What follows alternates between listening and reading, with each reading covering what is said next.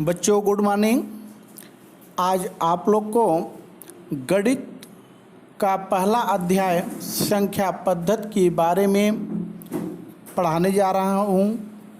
उसमें पहला अध्याय आपका संख्या पद्धति है और संख्या पद्धति में फर्स्ट नंबर पर आता है प्राकृतिक संख्याएं।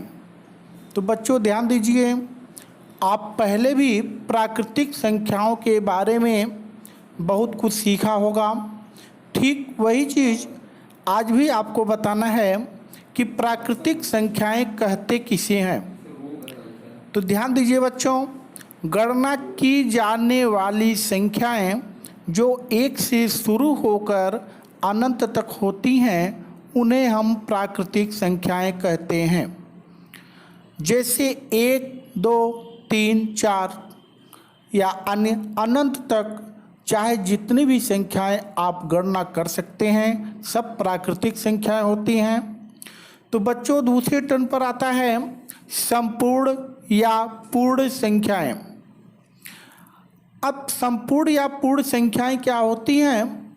जो भी प्राकृतिक संख्याएं होती हैं उसमें केवल जीरो को इंक्लूड कर देते हैं तो वो संपूर्ण संख्या बन जाती है। या आप यूँ कह सकते हैं कि शून्य से शुरू होकर अनंत तक गणना की जा सकने वाली संख्याएं संपूर्ण संख्याएं कहलाती हैं। जैसे 0, 1, 2, 3, 4 इन्फिनिटिव तक होती हैं। अब इसके बाद बच्चों आता है पूर्णांक। पूर्णांक आपके दो तरह के होते हैं, एक धन पूर्णांक होता है और दूसरा होता है ऋण पूर्णांक। धन पूर्णांक क्या होता है?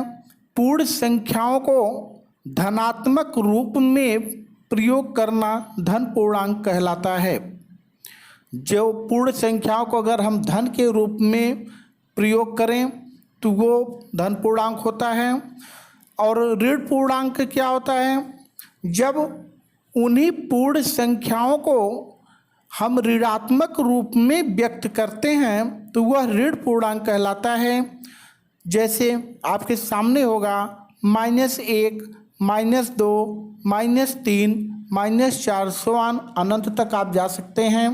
और धन पूर्णांक में सब पॉजिटिव होते हैं, धनात्मक धन 1, धन 2, धन 3 अनंत तक। इसी में एक चीज़ ध्यान दीजिएगा कि धन पूर्णांक हमेशा जीरो के दाईं तरफ होता है तथा ऋण पूर्णांक शून्य से बाईं की ओर होता है, जो आपको हम भेज चुके हैं। ये आपका आज का पढ़ाई मैथ का है, कल आपको आगे बताया जाएगा। धन्यवाद।